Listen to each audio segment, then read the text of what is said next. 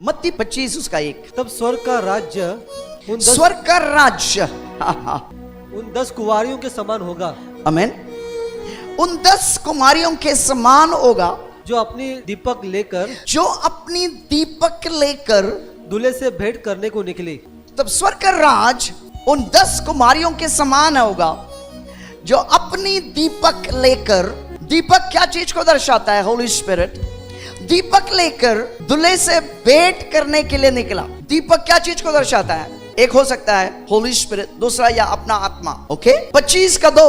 उनमें 5 मूर्ख, उनमें 10 था, उनमें 5 मूर्ख और 5 समझदार थी। आप किन में से? मूर्ख है कि समझदार? सिर के ऊपर हाथ रख बोलो, समझदारी की आत्मा मेरे ऊपर कब्जा कर ले। ओके मत्ती 25 का 3। मूर्खों ने अपने दीपक तो ली, मूर्खों ने अपने दीपक तो ली, परंतु अपने साथ तेल नहीं लिया। दीपक में क्या नहीं था? तेल। तेल क्या चीज को दर्शाता है? मूर्खों ने दीपक तो ली, लेकिन दीपक के अंदर क्या नहीं था? तेल नहीं था। तेल क्या चीज को दर्शाता है? लिख लेना, प्रकाशन प्रकाशन प्रकाशन प्रकाशन।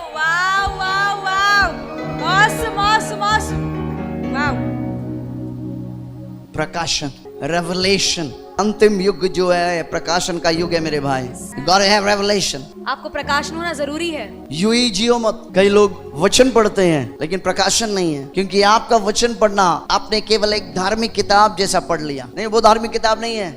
It contains revelation. उसमें प्रकाशन है। रेवलेशन, प्रकाशन। अपने सिर के ऊपर हाथ रखे बोलो, I need revelation right this moment. रो के बोलिए, प्रभु मुझे तेरा प्रकाशन चाहिए। वाह। मूर्खों ने अपनी दीपक तो ली, परंतु अपने साथ तेल नहीं लिया, यानी मेहनत नहीं किया, प्रकाशन के लिए पुकारा नहीं। The Bible says in proverbs, in all your getting gate understanding. Bible इस प्रकार कहता है नीति वचन में कि आपके सारे पाने में आप समझ को पाइए। एफिसियों 1 में इस तरह लिखा है, प्रभु तुझे प्रकाशन की आत्मा दे। आप जो यीशु को जानते हैं और संसार में क्या फर्क है? प्रकाशन। आप में और उनमें इतना ही फर्क है, आपकी आंखों में प्रकाशन आ गया जिसके कारण आप यीशु को जान रहे हैं। That's it. What's the difference? आपके और उनके बीच में क्या फर्क है? एक नाक है, 2 आंख है, एक ही सिर है, किसी को 2 सिर तो नहीं है। फर्क है प्रकाशन। तेरे अंदर की आंखें खुल गया, ज्योति में हो गया। जिसे तू यीशु को जान रहा है कि वही है, उसके अलावा दूसरा कोई नहीं है। 25 का 4। परंतु समझदारों ने अपने दीपक के साथ अपनी कुप्पियों में तेल भी भर लिया। अपने सिर के ऊपर हाथ रखे बोलो, मैं अपने कुप्पी में तेल को भर रहा हूं, तेल को भर रहा हूं। अब जब यहां पर आते मेरे भाई मेरे बहन, आप प्रकाशन पा रहे हैं, आपके अंदर प्रकाशन जा रहा है, आपके अंदर प्रकाशन से आप भर रहे हैं। परंतु समझदारों ने अपने दीपक के साथ अपनी कुप्पी में क्या भरा? तेल भी भर लिया। तेल मतलब प्रकाशन भर लिया। मत्ती 25 का 5। जब दूल्हे के आने में देर हुई, जब दूल्हा मतलब यीशु। देखो बाइबल की शब्द भविष्यवाणी की शब्द है भाई। दूल्हा कौन है? यीशु। दुल्हन कौन है? हम। दूल्हा के आने में देर हुई। आपको मालूम है पहले शताब्दी के जो चेले थे वो समझते थे कि यीशु उन्हीं के युग में आए, उन्हीं के समय में आएगा, उन्हीं के पीढ़ी में आएगा। लेकिन अब 2000 साल हो गया। जब दूल्हा आने में देर हुई तो क्या हुआ? तो वे सब ऊँगने लगी। वे सब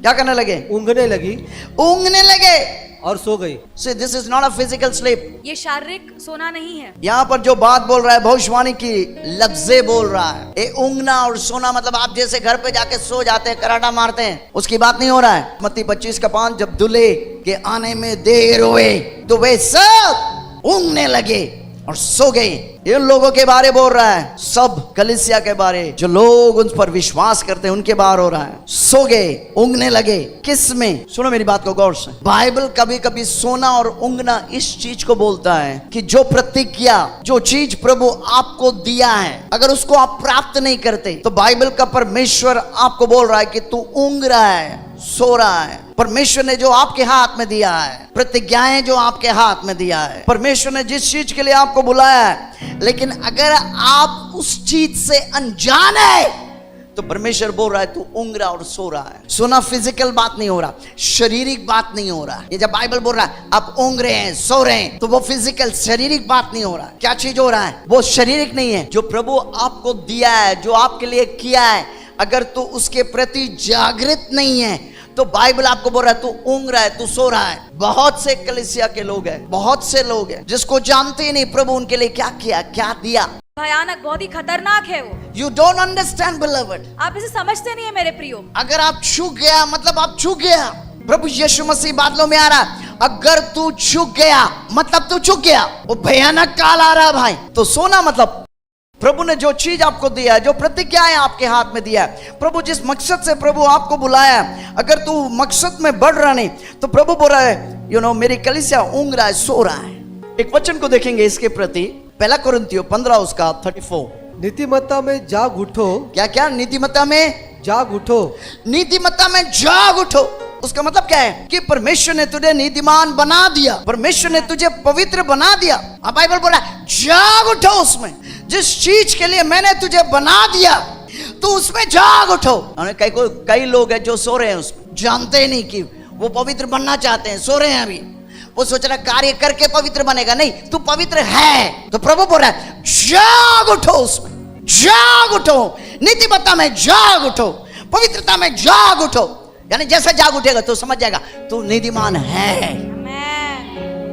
बोलो मैं अपनी चीजों के लिए, प्रभु जिस मकसद से मुझे बुलाया है उस सारी चीजों के लिए मैं जाग उठ रहा हूं। नीतिमत्ता में जाग उठो और पाप न करो। और पाप ना करो। पाप क्यों करते हैं? क्योंकि आप नीतिमत्ता में जाग नहीं उठे। क्योंकि कुछ ऐसे हैं जो परमेश्वर को नहीं जानते।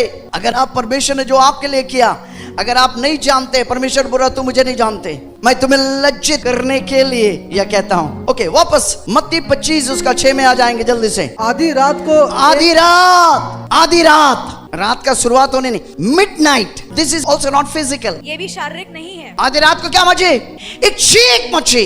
एक चीख किसका है मालूम है? एक cry. This is the cry of the angel. ये पुकारना स्वर्गदूत का है। This is the cry of the angel.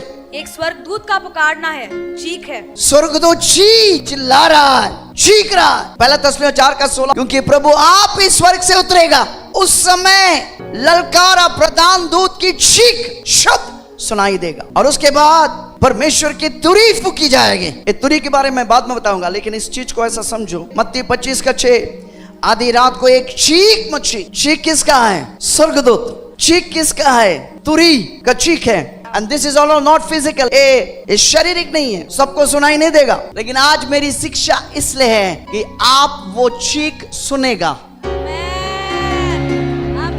उतने ही नहीं, उतने ही नहीं, आप तैयार रहेंगे। I'm giving you a key. मैं आपको एक कुंजी दे रहा हूँ। I'm giving you a key. मैं आपको एक कुंजी दे रहा हूँ। आपको मैं बता रहा हूँ, हर कलीसिया के लोग जो विश्वासी कहलाता सुनेगा, लेकिन वो जाएंगे नहीं। कितने लोग तैयार हैं कुंजी पकड़ने के लिए? तैयार हैं? I'm giving you a key. कई लोग सुनेगा लेकिन वो जा नहीं सकता है। उसका कारण है तुरी सब सुनेंगे, क्योंकि उसका प्रूफ है बाइबल में। आधी रात एक चीख मची। चीख क्या था? देखो दुलारा।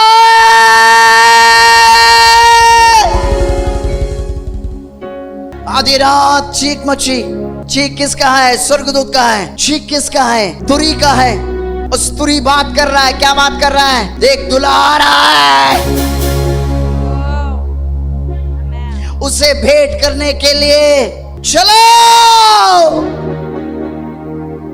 मत्ती 25 का 7। तब वे सब कुंवारियां, या गौर करना, तब वे सब कुमारियां उठकर अपने दीपक के ठीक यानी अच्छी तरह से व्यवस्थित करने लगी। अपने दीपक ठीक यानी ब्रैकेट में मैंने लिखा अच्छी तरह से व्यवस्थित करने लगी। फिर से पढ़ता हूं। तब वे सब कुंवारियां उठकर, तब वे सब यानी सब कुमारी सुना, सब सुना, सभी ने वो चीख को सुना। सब कुमारी उठकर अपनी दीपक ठीक करने लगी। ठीक मतलब अच्छी तरह से व्यवस्थित करने लगी। उसका मतलब क्या है? दीपक को व्यवस्थित करना मतलब क्या है? लूका 12 का 35 पढ़ो। तुम्हारी कमरे बंदी रहे, तुम्हारी कमरे बंदी रहे और तुम्हारे दिए जलते रहे। उसका मतलब कमर बंदी रहेगा, दिया जलते रहेगा। लूका 12:36। और तुम उन मनुष्यों के समान बनो तुम उन मनुष्यों के समान बनो जो अपने स्वामी की बाट देख रहे हो। तुम अब उस मनुष्यों के समान बनो जो अपने स्वामी के बाट देख रहा हो कि वह विवाह से कब लौटेगा, कि जब वह आकर क्या खटखटाएगा, द्वार खटखटाए तो तुरंत उसके लिए खोल दे। ये द्वार यहाँ पर जो है, this is not a physical द्वार। ये द्वार मतलब आपकी मन, आपकी आत्मा। ये द्वार में आपका मन, आपकी आत्मा वो खटखटा रहा है। प्रभु दुल्हा आ जाएगा, उसमें खटखटाएगा, आपके मन, आपकी आत्मा को खटखटाएगा। This is not a physical द्वार। जब वो आकर द्वार खटखटाए तो तुरंत उसके लिए क्या करना, खोल दे। पहला पत्रोस 1:13। इस कारण अपने अपने मन की कमर बांधकर, अपने अपनी मन की कमर, या ना पहले हमने क्या पढ़ा, तुम्हारी कमर बंधी रहे और तुम्हारा दिया जलता रहे। कमर जो है फिजिकल कमर की बात नहीं हो रहा, आपकी नचीली कमर की बात नहीं हो रहा है। एक कमर जो बात हो रहा है यहाँ पर पहला पत्रोस 1:13 में बता रहे कमर क्या है, कि जिसको आपको बांध के रखना है, लूज नहीं छोड़ना है, आजाद नहीं छोड़ना है, उसमें कुछ भी कचरा नहीं डालना है। इस कारण अपनी मन की कमर क्या करो, बांध कर और सचेत रहकर, यानी तैयार रहकर, अलर्ट रहकर, आगे उस अनुग्रह की पूरी अंत तक आशा रखो। उस अनुग्रह की पूरी अंत तक, उस अनुग्रह की पूरी अंत तक, उस अनुग्रह मतलब क्या है, अनमेरिटेड फेवर, जिसके आप योग्य नहीं वैसा तरफदारी। जिसका आप योग्य नहीं है वो तरफदारी। किसके लिए, ये अनुग्रह के लिए हर व्यक्ति प्रार्थना करना है। कलीसिया तैयार हो जाना, रोज आप इस अनुग्रह के लिए प्रार्थना कर रहे हैं। क्यों, अनुग्रह का पूरी अंत तक आशा रखो, जो यीशु मसीह के प्रकट होने के समय में क्या किया जाएगा, तुम्हें मिलने वाला है। क्या करने वाला है, तुम्हें मिलने वाला है। आमीन। उसका मतलब किसी को अनुग्रह मिलेगा, किसी को नहीं मिलेगा। किसको नहीं मिलेगा, जो मन की कमर को बांधा नहीं, उसको नहीं मिलेगा, क्योंकि वो रिसीव ही नहीं कर पाएगा। अंत तक आशा रखो, जो यीशु मसीह के प्रकट होने के समय में तुम्हें मिलने वाला है। प्रकट होना मतलब अपोकैलिप्सी, अपो मतलब से दूर, कैल्प्सी मतलब पर्दा हट जाना, यानी आपके ऊपर से वो पर्दा हट जाना, जिसके माध्यम से आप यीशु को बादलों में देख रहा है। लेकिन उसके साथ जाने के लिए आपको एक अनुग्रह चाहिए, क्योंकि वो अनुग्रह ही आपको लेके जाएगा। सचेत रहकर उस अनुग्रह की पूरी अंत तक आशा रखो। अनुग्रह पूरी अंत तक आशा रखो। वहां जो अंत तक शब्द है टेलियोस, यानी मकसद में पहुंचाना, लक्ष्य में पहुंचाना। जब अनुग्रह के ऊपर आशा रख रहे हैं कि जब यीशु बादलों में आएगा मैं भी उसके साथ जाऊंगा। सब अपने सिर के ऊपर हाथ रखे प्रार्थना करो, प्रभु मैं वो अनुग्रह को प्राप्त कर रहा हूँ। ऐसे वक्त वो अनुग्रह को मैं मांग रहा हूँ।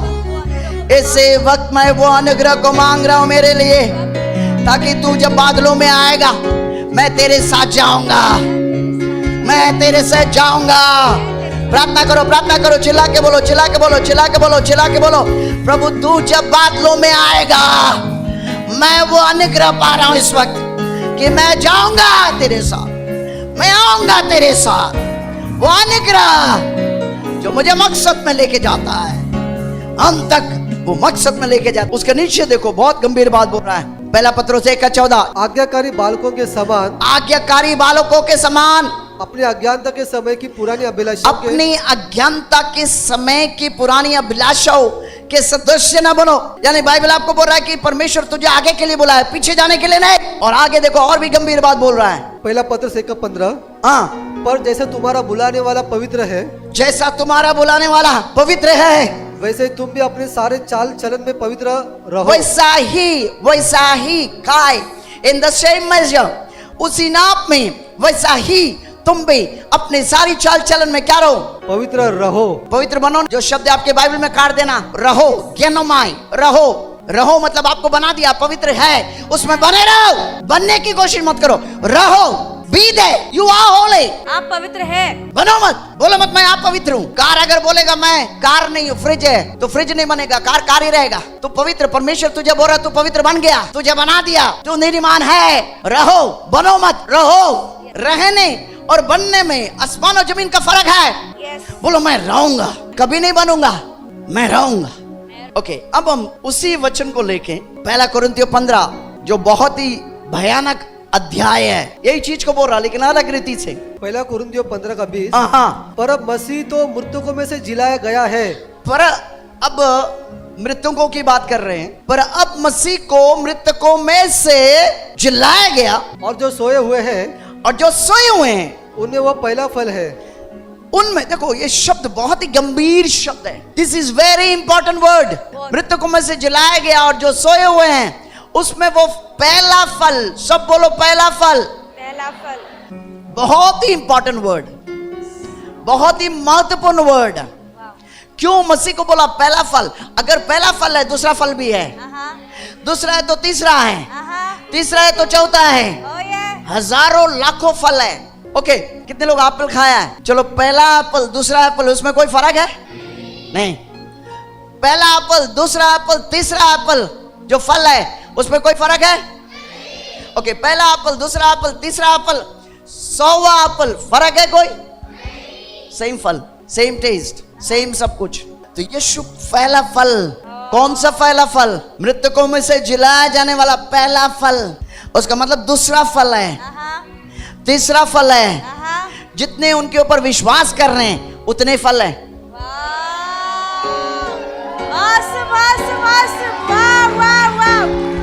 हालेलुया। यस।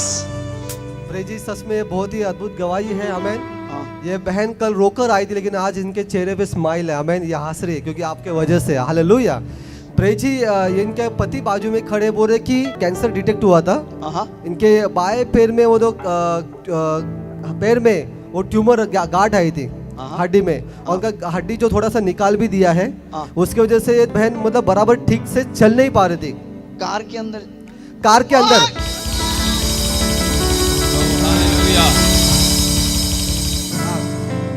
Hallelujah, hallelujah. इनको कार में लेकर आए थे। लास्ट में जाते वक्त आपने कर उनके लिए प्रार्थना किया था, और जैसे आपने इनके लिए प्रार्थना किया था, और आज ये रात को, ये शाम को, ये बिना सपोर्ट के आसानी से चल पा रही है। हालेलुया।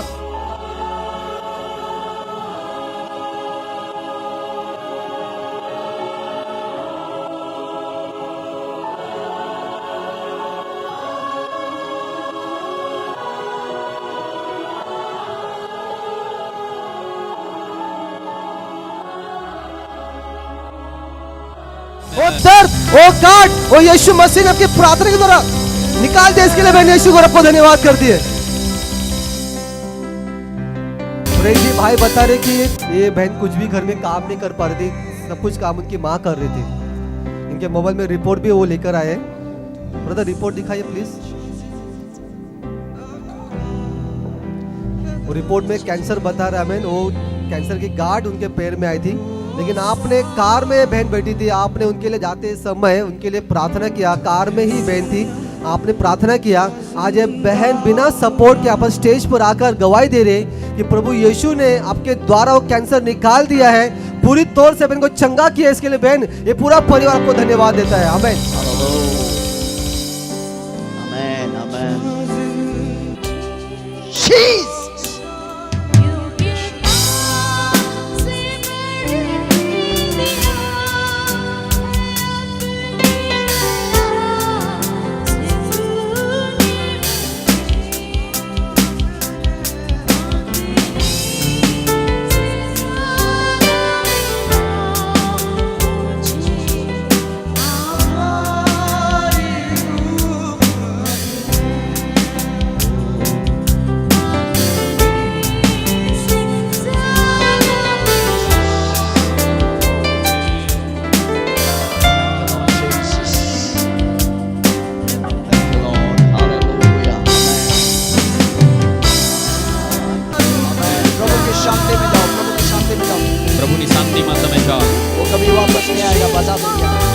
બીમારી પાછી ક્યારેય નહીં આવે. તમે આઝાદ થઈ ગયા છો. Hallelujah, amen.